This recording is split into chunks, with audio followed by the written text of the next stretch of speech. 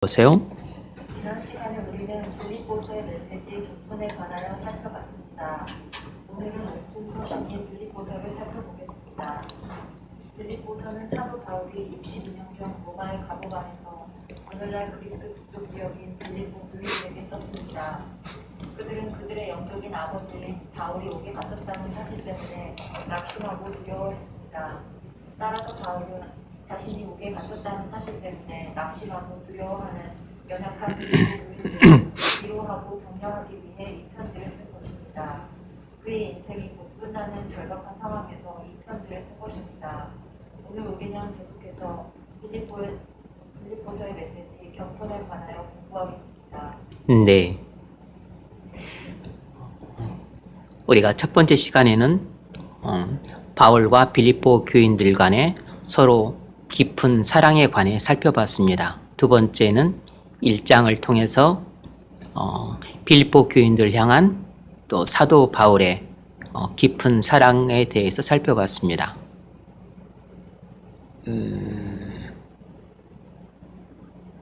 네. 그리고 지난 시간에는 1장 후반부를 통해서 그 사명에 관해서 살펴봤죠.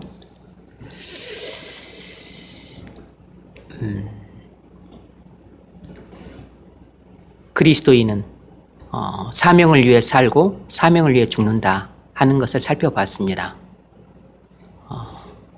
내가 그리스도를 위해 산다라는 말은 사명을 위해 산다라는 말이고, 그리스도를 위해 죽는다라는 말은 내가 사명을 위해 죽는다라는 말과 같은 것이라 그랬습니다.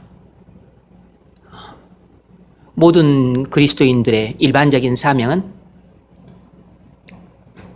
복음을 전해서 영혼을 구원하고 그리고 교회를 세우는 것입니다. 이것이 모든 그리스도인에게 공통적으로 주어진 일반적인 사명입니다. 오늘은 2장 1절부터 그리고 18절까지를 두 부분으로 나누어서 살펴보겠습니다. 이 빌립보서 메시지를 하나로 요약하기는 어려워요. 겸손이라고 적어놨긴 했지만 겸손이 빌립보서 전체를 지배하는 하나의 메시지라고 그렇게 주장하기는 좀 곤란합니다. 빌립보서의 전체를 관통하는 하나의 메시지가 있다고 말하기는 어려워요. 자, 그런데 오늘 겸손한 이야기를 좀 다루게 될 겁니다. 첫 번째 문제 읽어보세요. 빌립보서 2장 1절로 11절까지 읽으십시오. 여기서 우리는 무엇을 알 수 있습니까? 네, 2장 1절로 11절까지를 통해서 우리가 알 수 있는 바는 뭐냐면 그리스도인은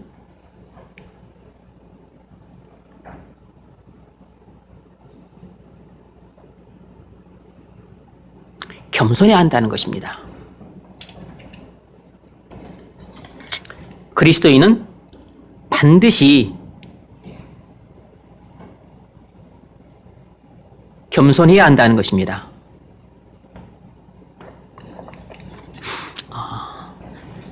2장 5절 너희 안에 이 마음을 품으라. 곧 그리스도 예수의 마음이. 네. 바울은 빌립보 교인들에게 그리스도의 마음을 품으라고 권면했어요.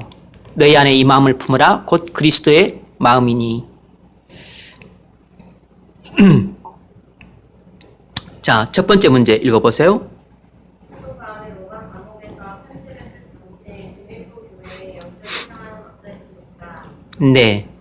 사도 바울이 로마 감옥에서 이 편지를 쓸 당시 빌립보 교회의 영적인 상황은 안 좋았습니다.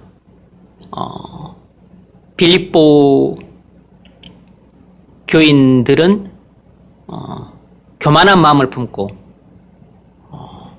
분열된 상황 속에 있었습니다. 교만한 마음을 품어서 교회가 분열된 상황 속에 있었어요.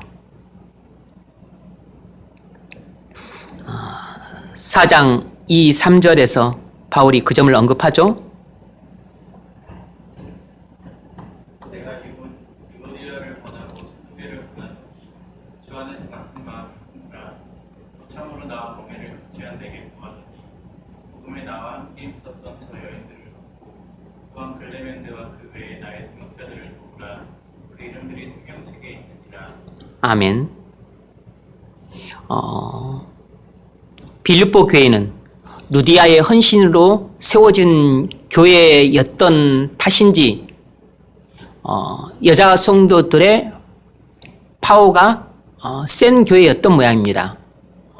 유오디아와 순두개 이 두 여자를 중심으로 파벌이 나뉘어서 서로 대립된 상황 속에 있었습니다.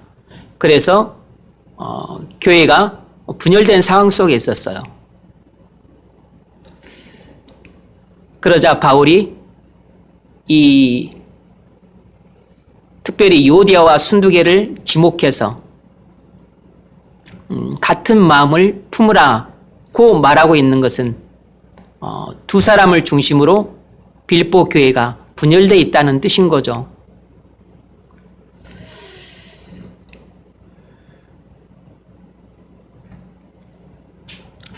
복음에 나와 함께 힘쓰던 저 여인들을 돕고 글레멘드와 그 외에 나의 동역자들을 도우라. 그 이름들이 생명책에 있느니라. 이 두 여인이 교회를 오랫동안 섬기고 영향력이 크고 그리고 교회에 많은 봉사를 행해왔던 것으로 보여집니다. 그래서 교회 안에 영향력이 크죠. 그래서 두 여인을 중심으로 파벌이 형성이 되었는데 둘 사이가 안 좋았던 모양이에요. 그래서 바울이 여기서 직접적으로 두 사람의 이름을 분열시킨 죄가 적다고 볼 수 없는 것입니다. 그들은 10개를 수고하고 교회에 하나의 해를 끼친다고 생각할지 모르지만 그러나 사실은 하나 수고하고 교회에 100개 해를 끼치고 있다고 바울은 그렇게 판단하고 있을지도 모를 일입니다. 우리는 우리의 수고와 봉사에 대해서 과대평가하는 경향이 있다는 걸 아셔야 됩니다. 우리가 수고한 봉사는 눈에 보이고 우리가 끼치는 해악은 눈에 잘 보이지 않기 때문에 내가 한 봉사는 과대평가하고 내가 끼친 해악은 과소평가하는 경향이 있는 것입니다.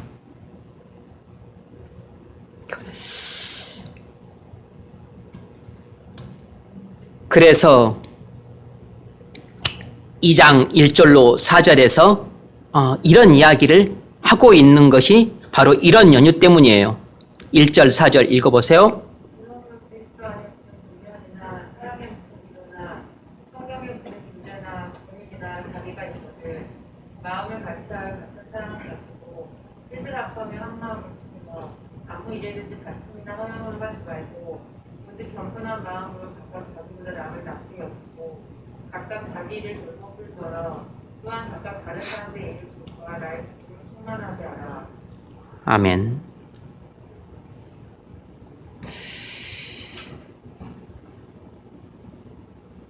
이 절을 보면 마음을 같이하여 같은 사랑을 가지고 뜻을 합하며 한 마음을 품어.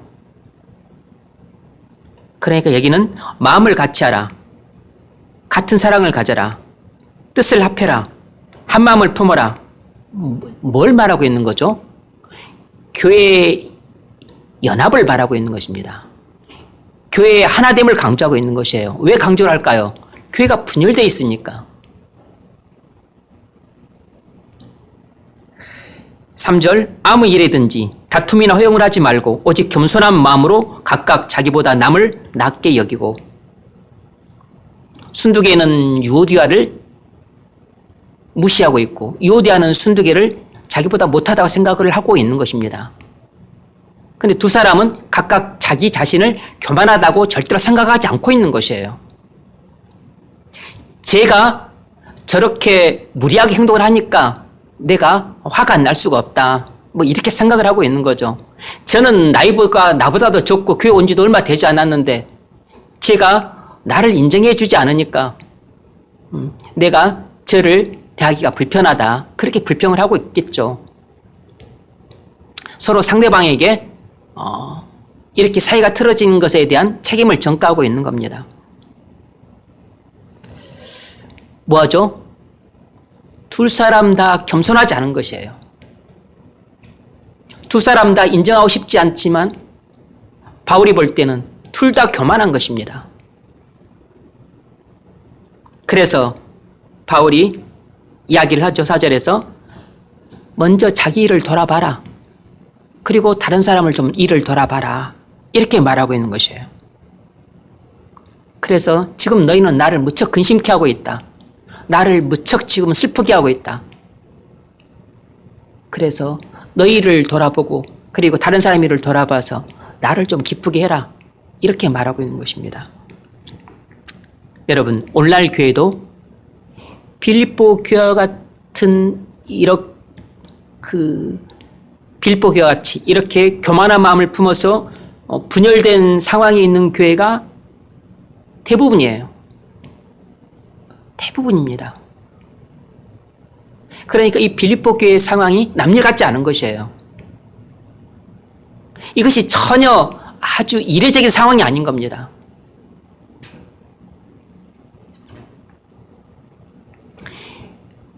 교회에 오래 다닌 몇 사람을 중심으로 파벌이 형성되는 경우가 많고 분열되어 있는 경우가 많아요.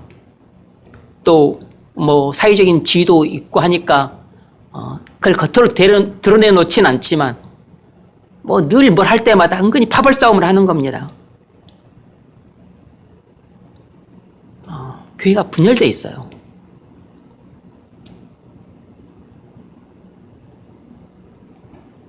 제가 섬겼던 제 모교회도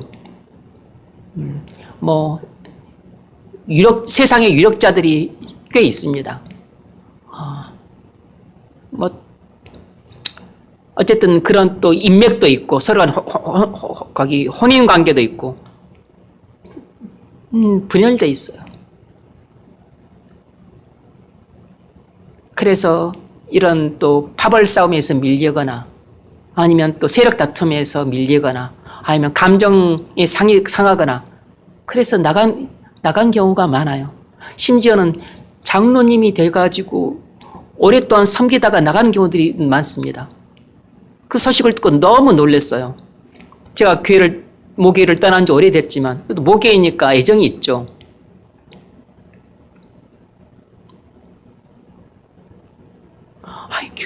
그 교회를 수십 년 동안 섬기고 그 교회에서 나고 자랐는데 그 교회에서 나고 자랐고 자기 부모님도 그 교회에 뼈를 묻으시고 그것도 장로님까지 내가 장로 또 되신 지도 지금 수십 년이 됐는데 교회를 나간 분들이 여럿이야. 왜 그럴까?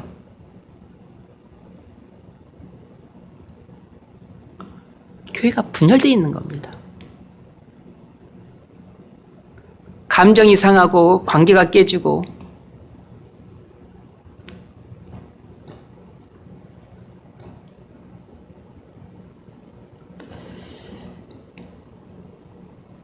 고린도 교회에 이런 일이 일어난 근본 원인은 신앙이 미숙했기 때문이에요.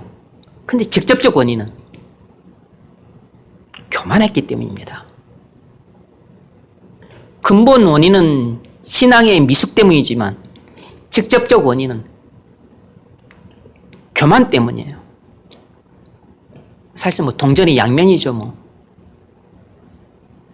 신앙이 미숙한 사람들은 다 교만이 문제인 것입니다. 그래서 교만하기 때문에 자기가 남보다 낫다고 생각을 하고 다른 사람을 인정하지 않고 존중하지 않기 때문에 감정이 상하고 그리고 관계가 깨지고 그리고 교회가 분열되는 것이에요. 이런 일은 교회 안에서 흔하게 발생하는 일입니다.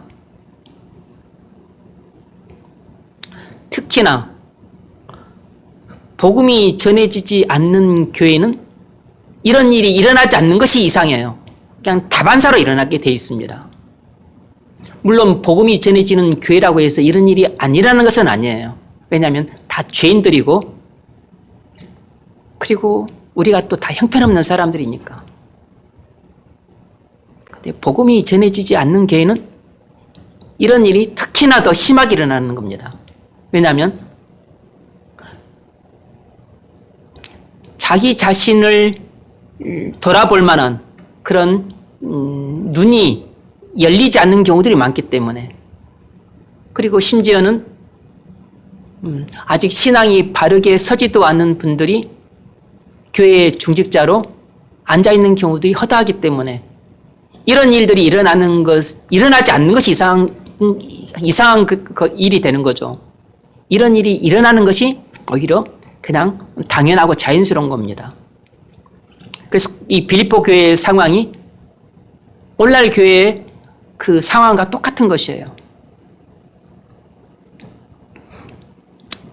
바울이 이 문제를 어떻게 해결하고 있을까요?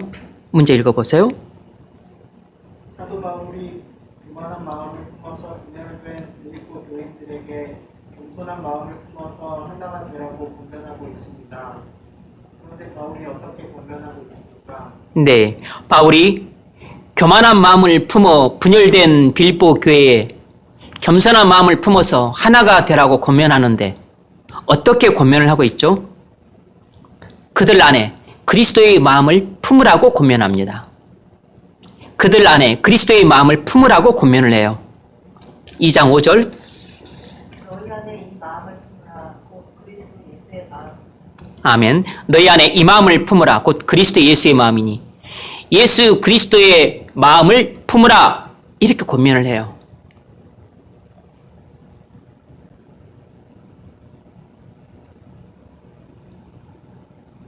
그것은 빌립보 교회가 분열되어 있는데 하나 되게 하기 위해서인 거죠. 하나 되게 하기 위해서 바울이 내린 특단의 조치가 뭐냐면 그리스도의 마음을 품으라는 것입니다. 왜 이야기를 했을까요? 그것은 겸손해져야 된다는 것입니다. 겸손해지지 않고서는 교회가 절대로 하나가 될 수 없다는 것이에요. 우리 안에 그리스도의 마음을 품으라는 말은 무슨 뜻인가? 간단하게 설명하자면 두 가지로 나눠 설명할 수 있는데, 우리 안에 그리스도의 마음을 품으라는 말은 무슨 말인가? 그것은 그리스도를 우리 마음 안에 왕으로 모시라는 것입니다. 그리스도를 우리 마음 안에 왕으로 모시라는 것이에요. 그래서 우리 마음을 그리스도께 완전히 맡기라는 것입니다. 그래서 그리스도께서 우리 마음을 다스리시고 그리고 온전히 인도하시도록 맡기라는 것이에요. 그러면 머리 대신 그리스도께 해당되는 것이 몸된 우리에게 해당이 되기 때문에, 그리스도께서 우리가 우리 마음을 그리스도께 완전히 맡기면 그리스도께서 우리 마음을 완전히 통치하셔서 그리스도의 마음처럼 우리 마음을 바꾸실 거라는 겁니다. 그것이 바로 예수님을 나의 주, 나의 왕으로 모시는 삶이에요.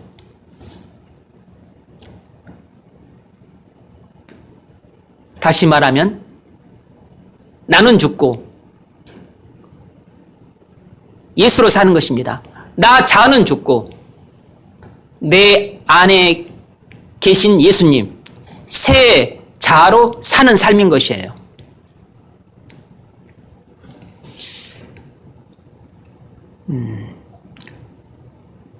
또 다른 한 가지 의미는 그리스도의 구속의 은혜를 기억하라는 것입니다.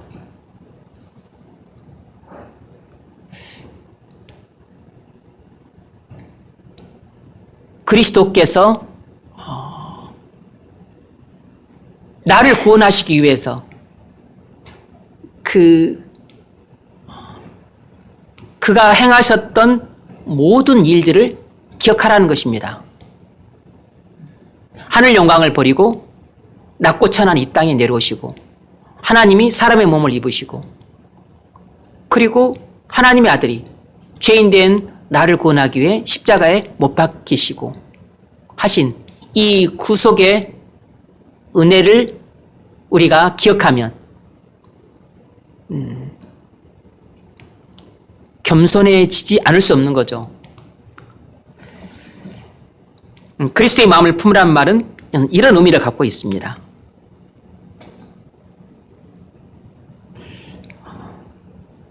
자, 두 번째 문제 읽어보십시오. 우리는 여기서 겸손과 하나님이 하나의 쌍이라는 것을 알 수 있습니다. 네, 우리는 여기서 겸손과 연합이 친구라는 것을 알 수 있어요. 함께 가요. 겸손과 그 하나됨은 어깨에 동무하는 친구입니다. 뭘 알 수 있죠? 우린 겸손하면 하나가 될 수 있습니다. 그러나 겸손하지 않으면 하나가 될 수 없어요.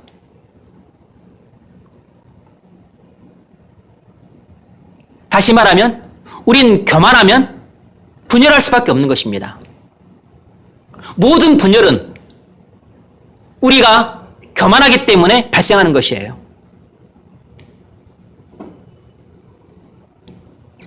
교회 하나됨은 우리가 겸손할 때만 가능한 것입니다. 그래서 교회가 하나 되기가 그렇게 힘든 것이에요. 이 에베소서 4장에서도 그게 나오죠. 모든 겸손과 온유와 오래 참음으로 성령이 하나 되게 하신 것을 힘써 지키라 할 때도 성령이 하나 되게 하신 이 교회를 힘써 지킬 때도 맨 먼저 필요했던 것이 겸손이었어요. 겸손.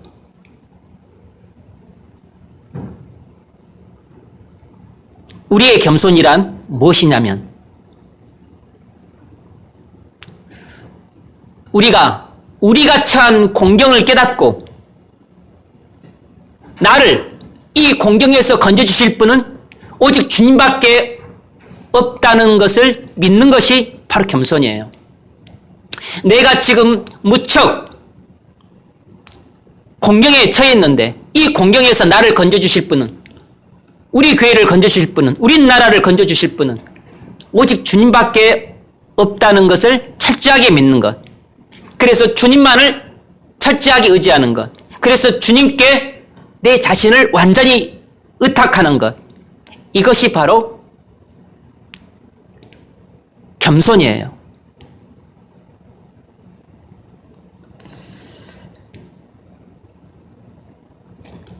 우린 겸손할 때 교회가 하나가 될 수 있습니다.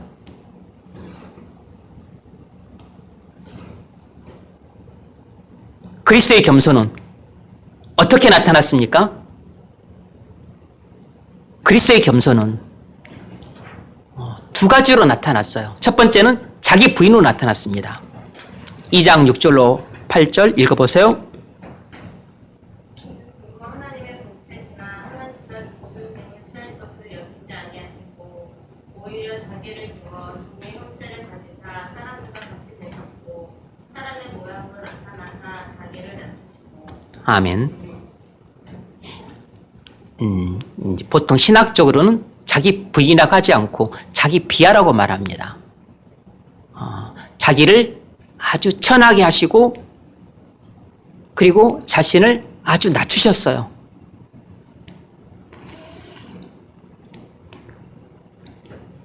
예수 그리스도는 근본 하나님이셨지만 하나님과 동등됨을 취할 것을 여기지 아니하시고 자기를 비워 종의 형체를 가졌습니다. 그래서 사람들과 같이 되었고 사람의 모양으로 나타나셨어요. 이처럼 자기를 완전히 낮추셨습니다.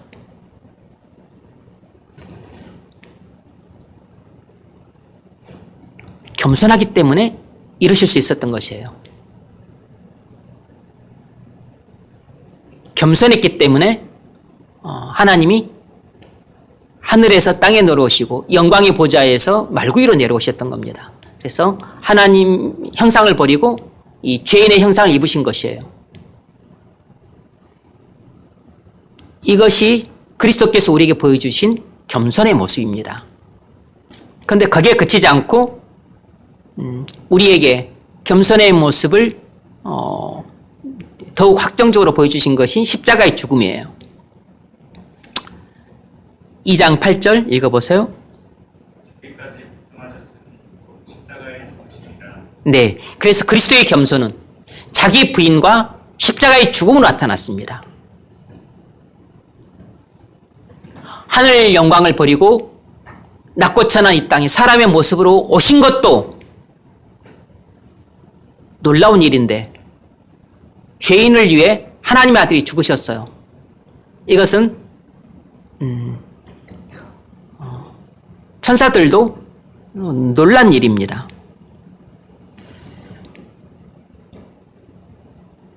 어떻게 성자 하나님이 죄 없으시고 거룩하시고 영광과 존귀와 찬송을 받으셨던 하나님이 죄악과 허물로 말미암아 하나님의 심판을 받아 죽어 마땅한 죄인들을 위해 이토록 자기 자신을 버리시되 완전히 버리실 수 있었을까? 미스테리죠.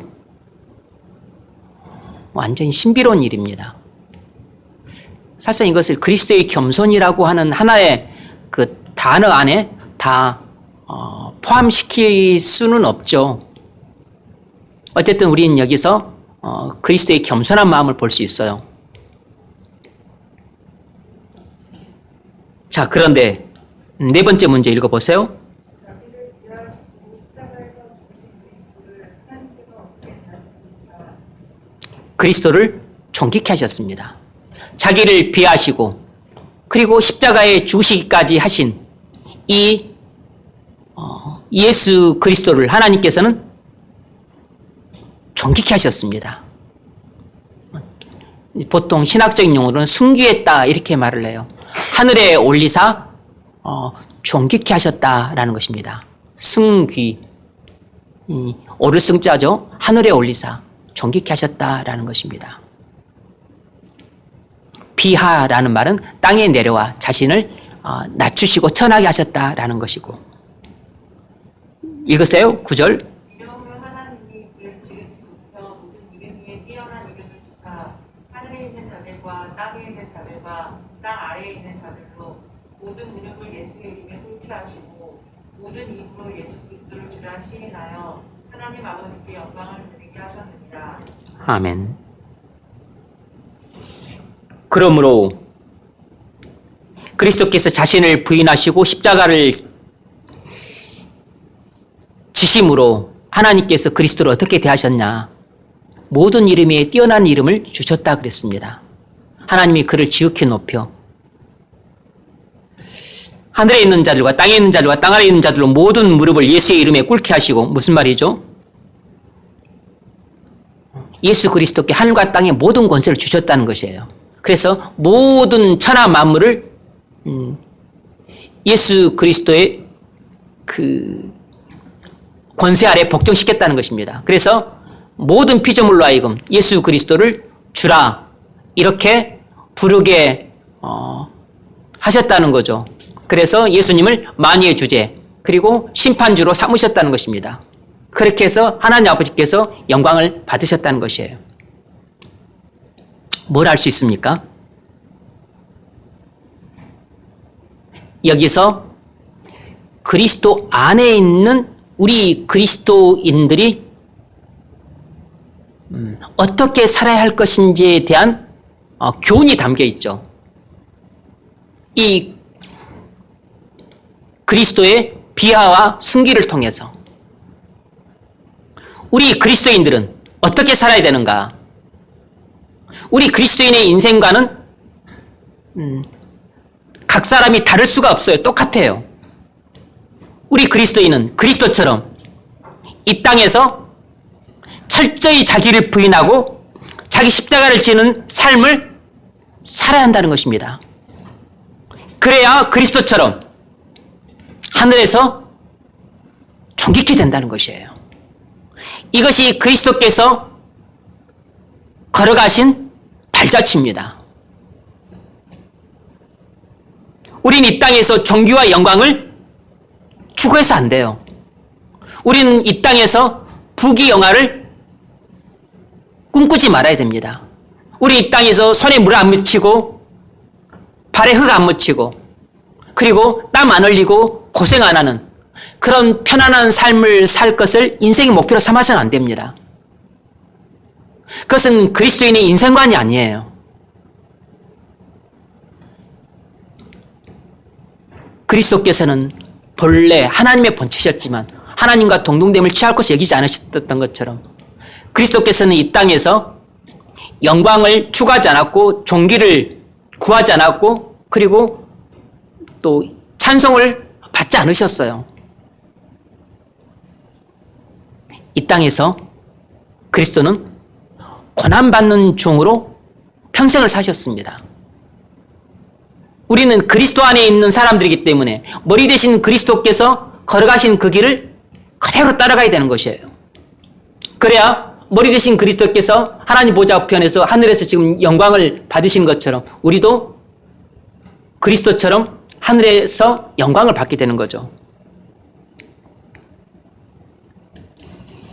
우리가 하늘에서 영광로운 삶을 믿는다면 이 땅에서 그리스도께서 걸어가신 발자국을 그대로 따라가야 됩니다.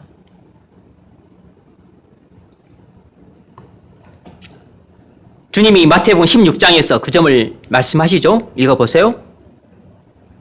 이에 예수께서 제자들에게 이르시되 누구든지 나를 따라오려거든 자기를 부인하고 자기 십자가를 지고 나를 따를 것입니다. 누구든지 제 목숨을 구원하고자 하면 잃을 것이요 누구든지 나를 위하여 제 목숨을 잃으면 찾으리라. 사람이 만일 온 천하를 얻고도 제 목숨을 잃으면 무엇이 유익하리요? 사람이 무엇을 주고 제 목숨을 바꾸겠느냐? 인자가 아버지의 영광으로 그 천사들과 함께 오리니 그때 각 사람이 행한 대로 받으리라. 아멘. 주님이 말씀하시죠. 누군지 나를 따라오려거든 자기를 부인하고 자기 십자가를 주고 나를 따르라. 모든 그리스도의 제자들은 그리스도께서 이 땅에서 사셨던 것처럼 우리도 이 땅에서 자기를 부인하고 자기를 십자가를 지는 삶을 살아야 됩니다. 그리스도인이 이 땅에서 부귀 영화를 꿈꾸거나 아니면 성공이나 출세를 목표로 삼거나 아니면 안락한 삶을 살고 손에 물 안 묻히고 발에 흙 안 묻히고 이마에 땀 안 흘리는 그런 삶을 살기를 바란다면 그 사람은 그리스도인이 아닌 겁니다. 그건 그리스도인 인생관이 아니에요. 그리스도인은 이 땅에서 고난받는 종의 삶을 살아야 돼요. 이것은 그리스도인의 피할 수 없는 운명적인 인생관이에요. 그렇게 살기 싫다면 그냥 그리스도인의 자리를 떠나시면 되는 겁니다. 그리스도와 관계를 끊고 그냥 세상으로 가시면 되는 것이에요. 교회 안에 있으면서 그런 사람 안 살겠다고 하면 안 되는 거죠. 그리스도인은 하늘에서 그리스도께서 영광을 얻으신 것처럼 우리도 영광을 얻게 될 것을 믿고 사모하고 열망하기 때문에 이 땅에서 잠깐 동안이에요. 고난받는 종의 삶을 사는 것을 결코 두려워하지 않고 피하지 않는 것입니다. 이 땅에서 우리가 제자로서 고난받는 삶을 사는 것은 잠깐이에요. 그러나 하늘에서 영화로운 삶을 사는 것은 영원한 것입니다. 그래서 영원한 영광스러운 하늘의 삶을 위해 이 땅에서 잠깐 고난받는 삶을 사는 것은 그건 희생도 아닌 것이에요. 그것은 희생이 아니라고. 그건 손해도 아니고.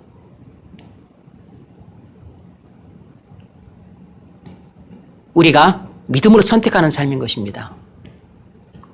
이런 삶 싫으면 그냥 그리스도와 관계 절연하고 떠나시면 되는 겁니다.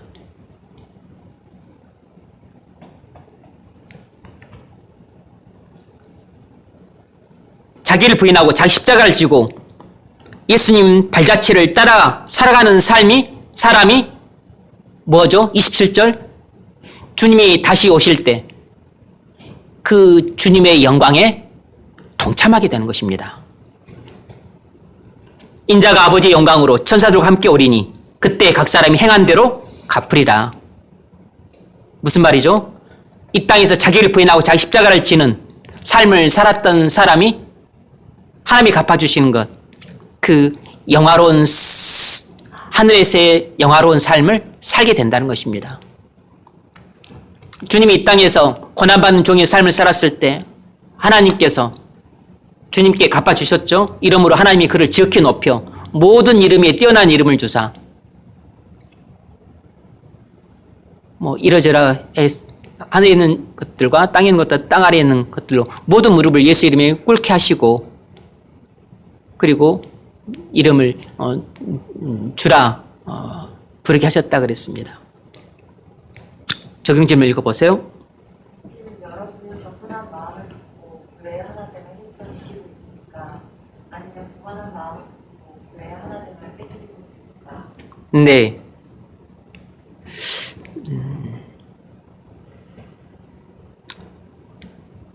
나는 신앙도 없으니까, 나는 믿음도 별로 안 좋으니까, 나 같은 사람이 교만한 마음을 품고 싶어도 품을 수가 없지.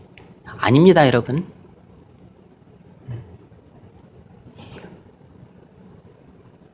신앙이 아주 성숙하고 성령 충만하고 그리고 원수들로부터 마음을 잘 지켜야만 겸손할 수 있어요. 그 외에 나머지 모든 사람들은 다 겸손하지 않은 사람들입니다. 다 교만한 사람들인 것이에요. 불신자들, 신앙이 없는 사람들, 약한 사람들, 성령이 기갈되어 있는 사람들, 구원받지 못한 사람들, 구원받았어도 영적으로 메말라 있는 사람들,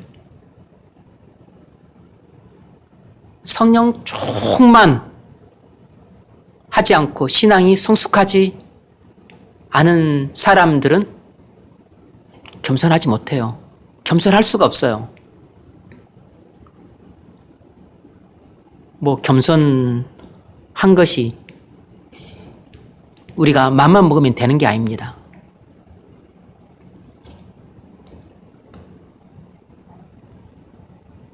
성령께서 역사하셔서 우리가 우리 마음을 완전히 그리스도의 손에 의탁을 해야 돼요. 그래서 그리스도께서 내 마음을 완전히 통치하시고 지배하시고 다스리셔서 그래서 그리스도께서 내게 주시는 마음을 따라서 내가 생각하고 감정을 먹고 그리고 의지적으로 행동하는 이런 삶을 살아가는 사람이라면 겸손한 사람이라고 말할 수 있어요. 이런 사람이라면 겸손한 사람이라고 말할 수 있다고. 완전히 그리스도께서 내 마음을 지배하셔서 나의 모든 그 생각과 또 감정과 의지를 직접 통제하고 계시는 사람이라면 겸손한 사람이라고 말할 수 있다고. 이런 사람이라면 교회의 하나됨을 지킬 수 있는 사람입니다.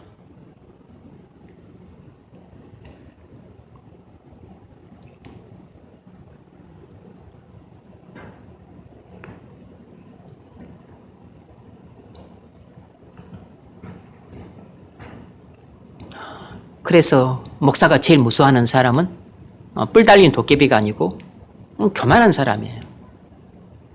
왜냐하면 무슨 말을 하든지 간에 성도들한테 은혜가 안 되고 무슨 행동을 하든지 간에 거의 대부분 교회 하나됨을 깨트리니까.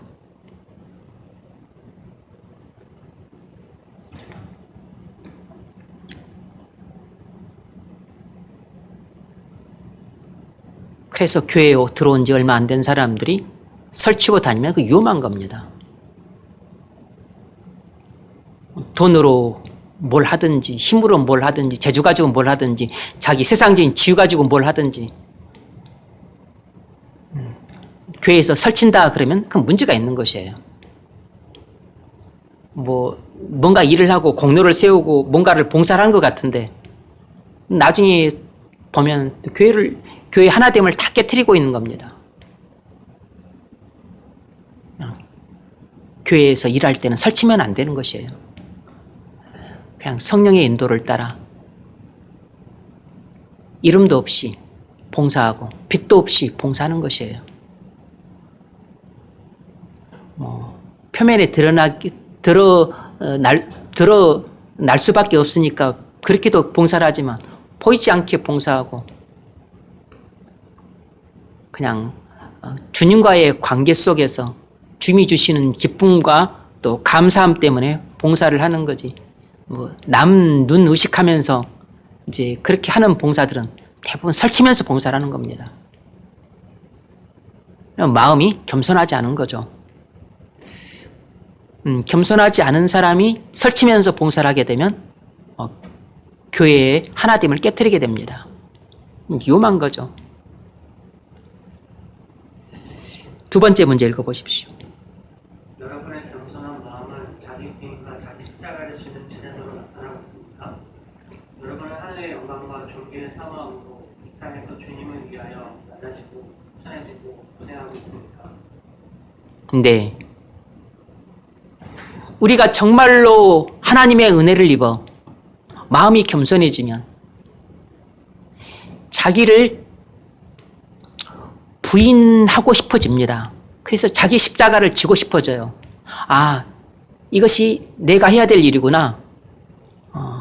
봉사를 하되 이름도 없이 그리고 빛도 없이 봉사를 하고 그리고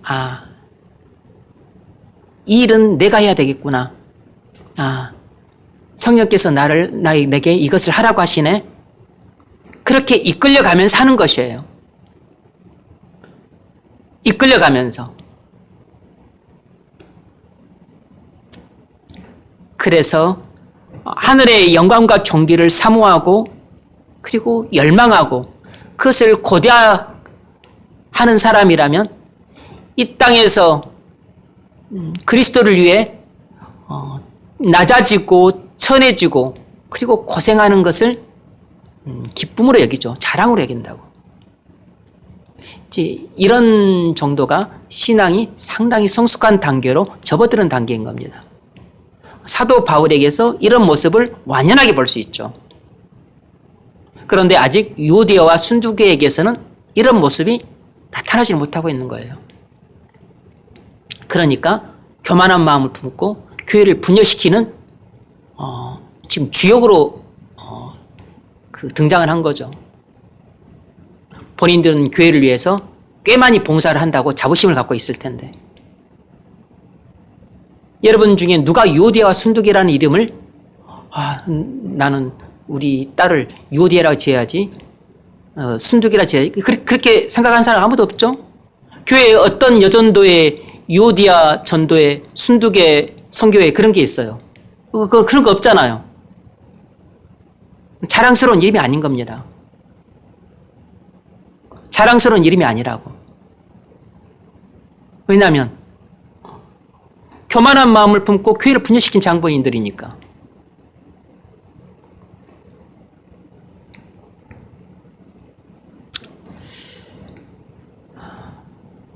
성령의 이끌림을 받아서 아주 기쁜 마음으로 내가 그리스도를 위해서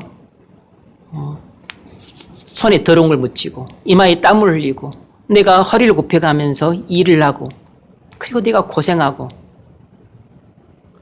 그것을 내가 기쁜 마음으로 자원하는 마음으로 열심히 하고 있다면 이미 나는 천국에 살고 있는 것이고 그리고 내가 눈을 감는 순간 내가 들어갈 곳은 천국이 확실한 것입니다. 그런 사람은 오늘 죽어도 여한이 없어요.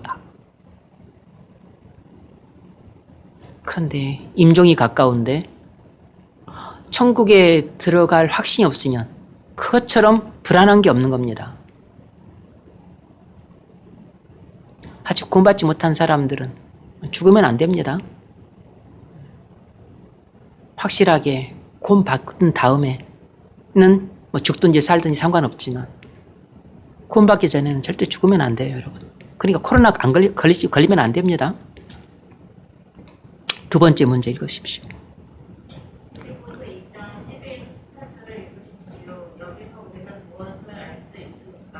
네. 12절로 18절. 여기서 우리는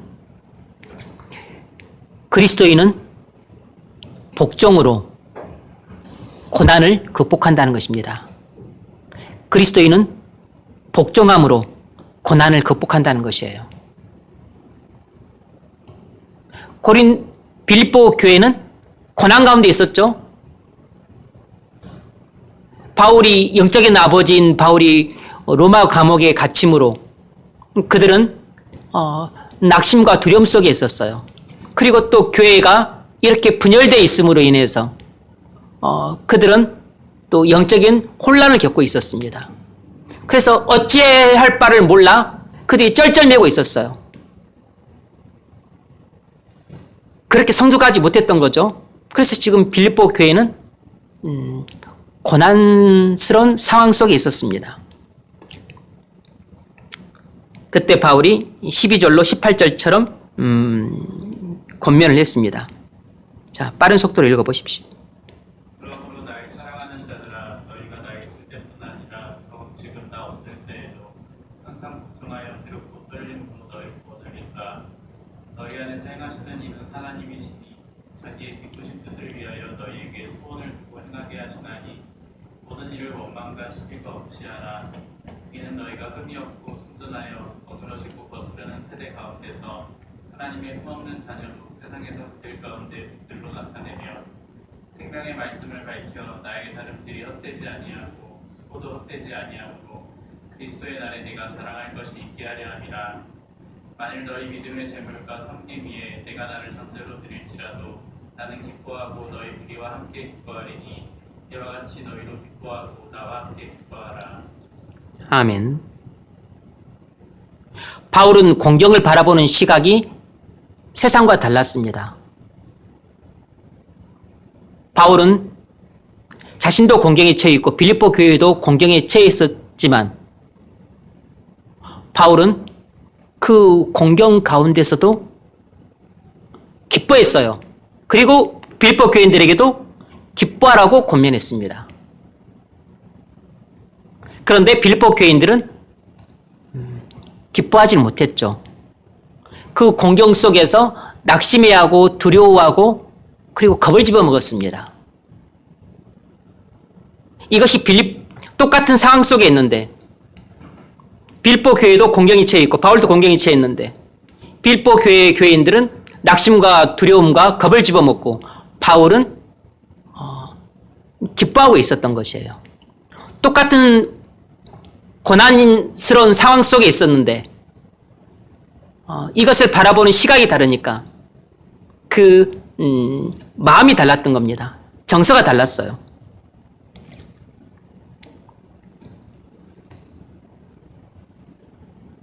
바울은 비록 고난 때문에 죽게 될지라도 기뻐한다고 말했는데 빌립보 교인들은 이 고난 속에서 더 고생하고 그리고 또 더 어려움이 커질까봐 두려워하고 있었습니다.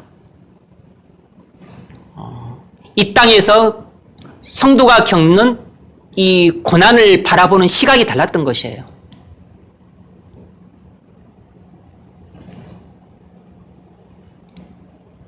그래서 바울은 고난 속에서도 기뻐할 수 있었기 때문에 고난을 두려워하지 않고 복종함으로 고난을 극복하라고 말하고 있습니다.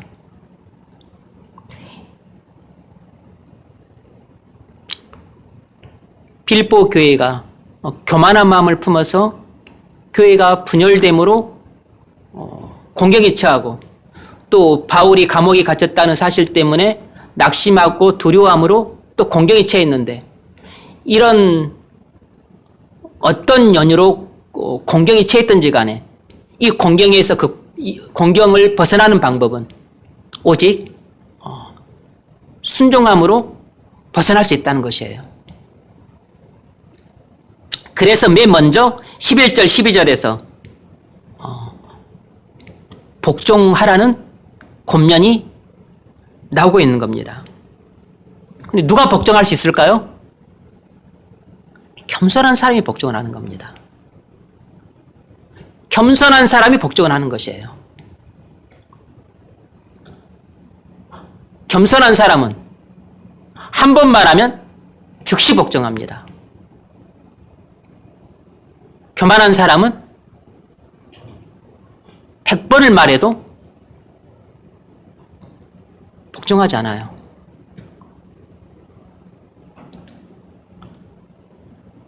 그래서 어떤 사람은 결실을 하지만 어떤 사람은 열매를 거두지 못하는 것이에요. 그래서 복종하지 않는 사람은 지금 자신이 처한 공경에서 빠져나오지 못해요. 자신이 처한 공경에서 계속 낙심해하고 그리고 계속 두려워하고 그리고 계속 혼란 속에 빠져 있는 것입니다. 근데 바울은 이미 겸손함으로 복종하고 있기 때문에 고난 속에 있지만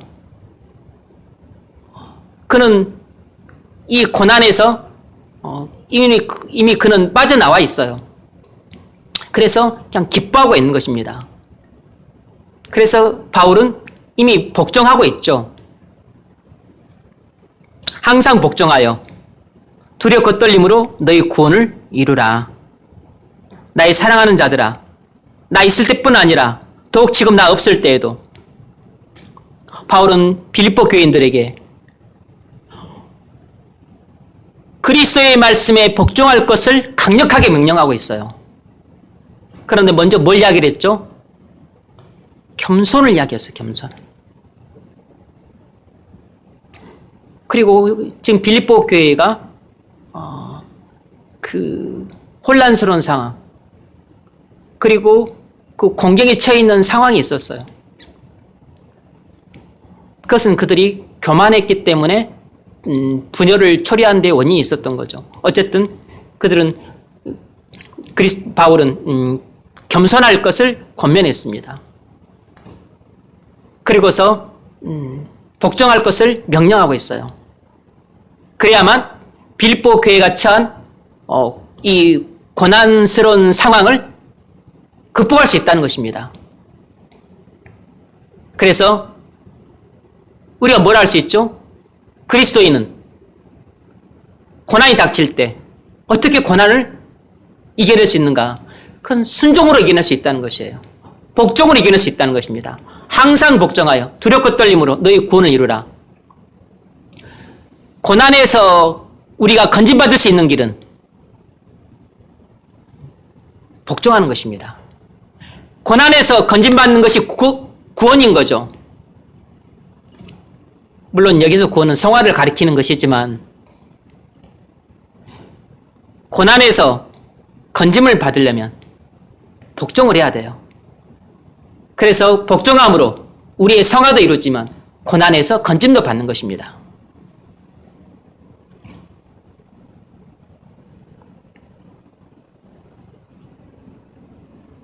고난은 복종으로 극복할 수 있어요. 고난은 복종으로 건짐받게 됩니다.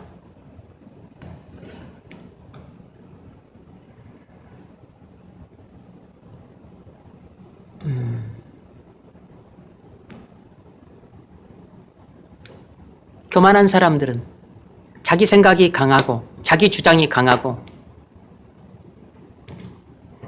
그리고 자기 고집이 세기 때문에 복종 안 합니다.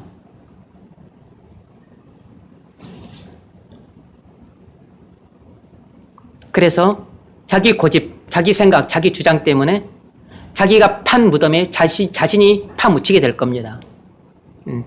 본인 스스로가 고난을 초래해서 그래서 본인 스스로가 초래한 고난에 본인이 빠지게 될 거라고. 그래서 이런 교만을 이제 본인이 언젠가는 깨닫고 돌아올 날이 있을 겁니다. 영영 못 깨달으면 그걸로 끝나는 거고.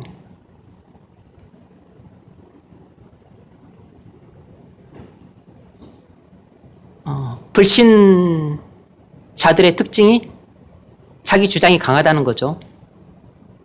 불신 배우자들을 가진 그 배우자들의 고민이 이 불신 배우자들이 자기 생각이 강하고 자기 주장이 강하다는 거죠. 그리고 똥꼬집을 부리고 그러면 절대 못 이겨요. 그래서 이제 소가리를 하는 거죠. 속이 타고.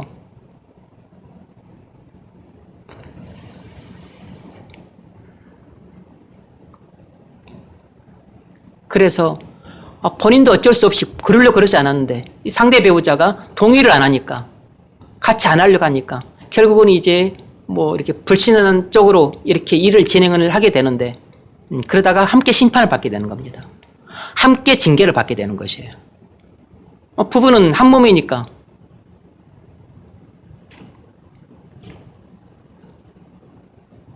함께 징계를 받게 되는 겁니다.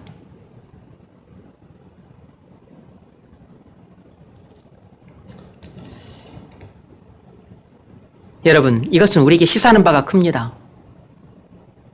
우리는 코로나 상황 속에서 큰 고통을 받고 있어요. 모든 생활에 지약을 받게 되므로 우리의 개인활동, 가정생활, 직장생활, 교회생활, 사회생활 다 불편을 겪고 있어요.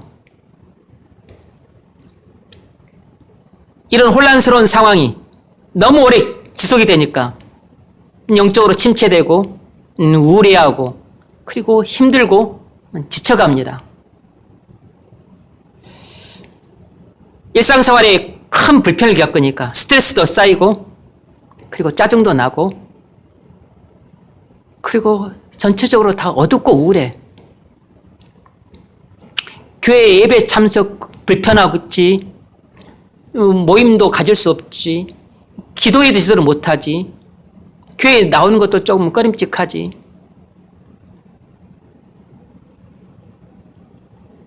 신앙 활동에 큰 제약을 받습니다. 그렇지 않아도 뭐 영적으로 침체하고 메말라 있는데 이거는 이제 뭐 더 침체에 빠지고 더 신앙이 쇠약해지고 그리고 각 신자들마다 신앙이 다 지금 떨어지고 교회가 또 위기에 처하게 되고 전례 없는 지금 위기를 맞이하고 있어요, 교회가. 자,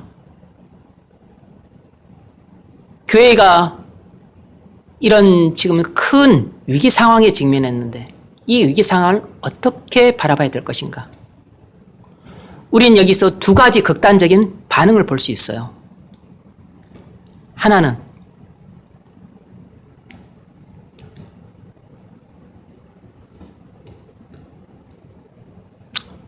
고통과 불편에 대해서 스트레스를 받고 짜증이 나고 그리고 우울하고 의기소침하니까 이런 것들을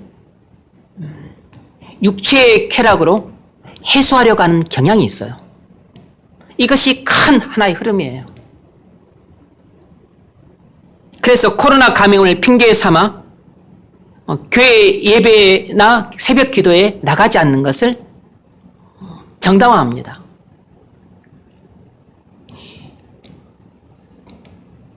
회사 생활도 더 피곤해졌죠.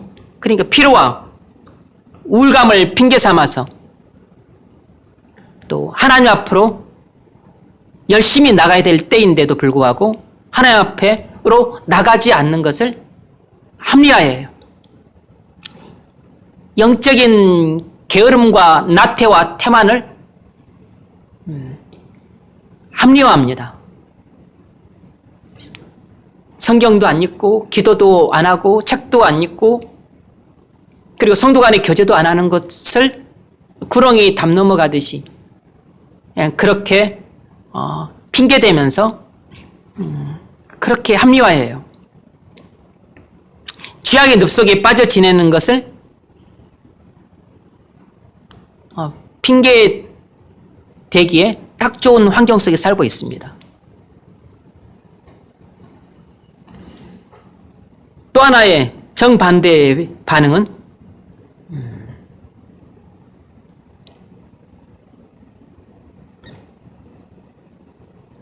이것은 겉으로 보기에만 위기지 실제 속으로는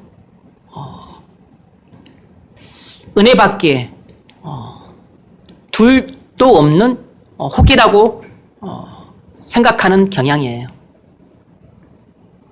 이런 사람들이 바로 복음에 합당하게 생활하는 사람들입니다.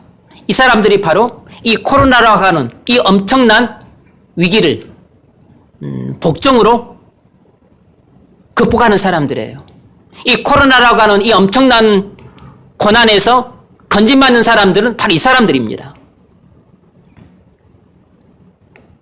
우리는 코로나 상황을 세상과 전적으로 다르게 봐야 돼요. 하나님이 세상과 교회에 내리는 심판이기 때문에 이 코로나 상황을 반드시 두려움으로 봐야 됩니다. 그러나 또한 동시에 우리는 기뻐해야 돼요. 왜냐하면 이 코로나라고 하는 것은 세상에 대한 심판이기도 하지만 교회에 대한 징계이기도 하기 때문에 하나님의 선하시고 기뻐하시고 온전하신 뜻을 하나님께서 이루실 것이 분명하기 때문에 우리는 두려움으로 보면서 동시에 또한 기뻐해야 되는 것이에요. 하나님이 세상에 무슨 일을 하실지, 교회에 무슨 일을 하실지 정확하고 구체적으로 몰라도 그러나 하나님이 반드시 유익되게 하실 것이고 복되게 하실 것입니다.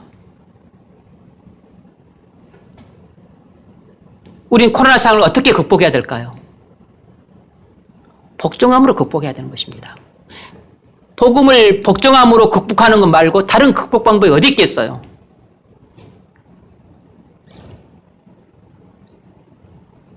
코로나를 통해서 하나님이 징계하시는데 교회를 망하게 하지 않습니다.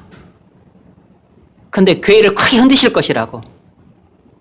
큰 폭풍우가, 코로나라고 하는 큰 폭풍우가 치고 있으니까 나무가 흔들리듯이 교회가 크게 흔들릴 것이라고. 그래서 죽은 나뭇가지를 떨코내고 죽은 나뭇잎을 떨코내듯이 그렇게 추풍 낙엽처럼 많은 죽은 신자들이 떨어져 나가고 형식적인 신자들이 떨어져 나가고 교회 안에 있던 불신자들이 떨어져 나갈 것이에요. 코로나라고 하는 엄청난 하나님의 심판의 홍수가 몰아닥침으로 모래 위에 집을 짓고 살았던 많은 불신자들 또 많은 형식적인 신자들이 휩쓸려 떠내려가는 비극적 사태를 맞이하게 될 겁니다. 우리 교회도 그런 일이 일어날지 몰라요. 부디 여러분은 이 코로나라고 하는 하나님의 심판의 홍수를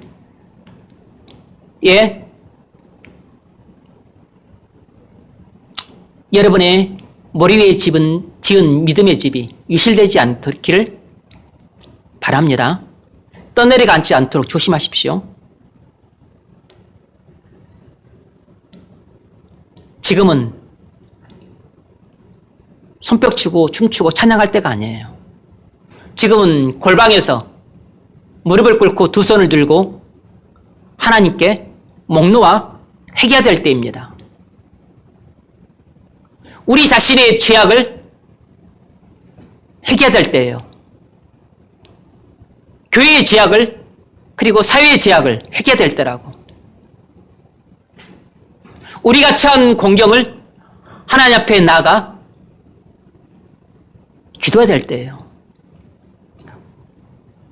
나를 살려주시고 그리고 우리 가족들을 살려주시고 우리 동료 그리고 우리 친구들을 살려달라고 간구해야 될 때입니다.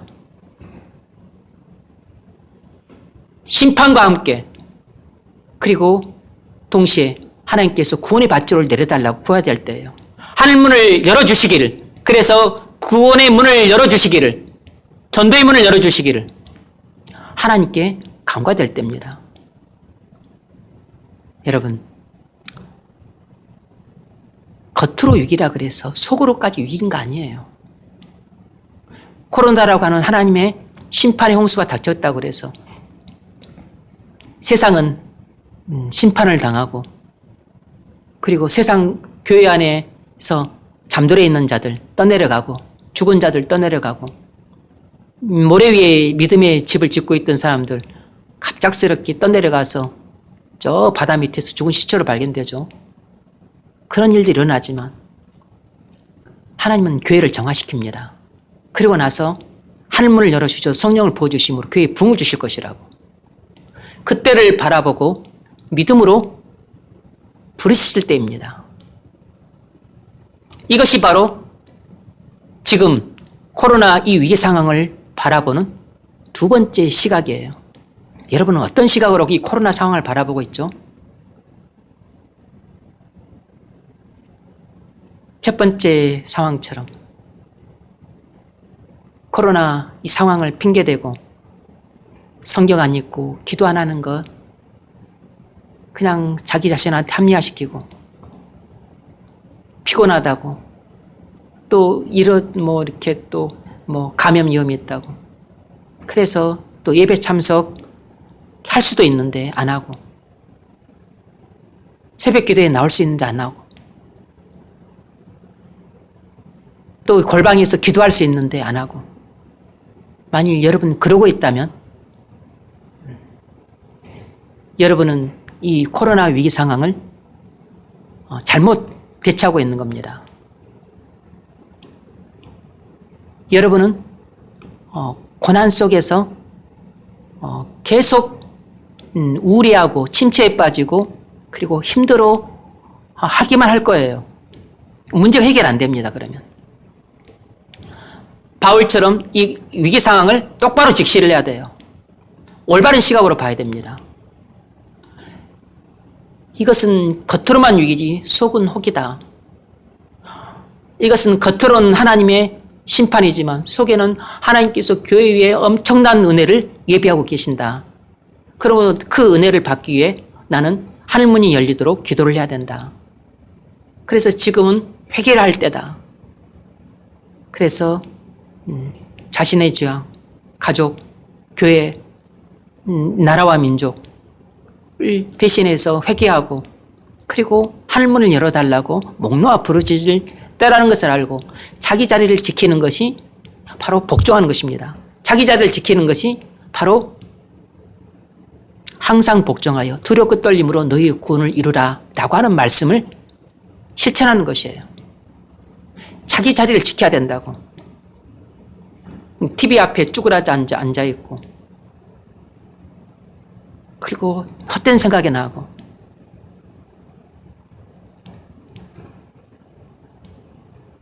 쇼핑이나 하면서 그 공허한 마음이나 달래고 여러분 그런 것으로는 절대 고난을 극복할 수 없습니다.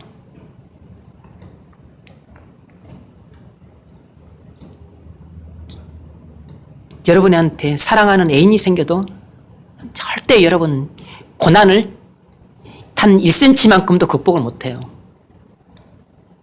결혼한다고 해서 여러분이 상황이 바뀔 것 같습니까? 전혀 안 바뀌어요. 상황이 바뀌기는커녕 상황이 악화될 겁니다.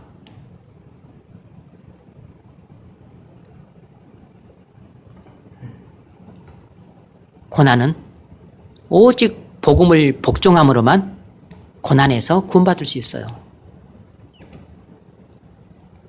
코로나 상황이 우리에게 위기 상황이에요. 이 위기 상황에서 구원받으려면 반드시 우리는 복음에 복종을 해야 됩니다. 그것이 나를 살리는 길이고 내 가족, 내 친구, 주변 그리고 교회를 살리고 하나님 나라를 세우는 이 길이에요. 꼭 고난을 복종함으로 구원받을 수 있기를 바랍니다. 적용 좀 읽으세요.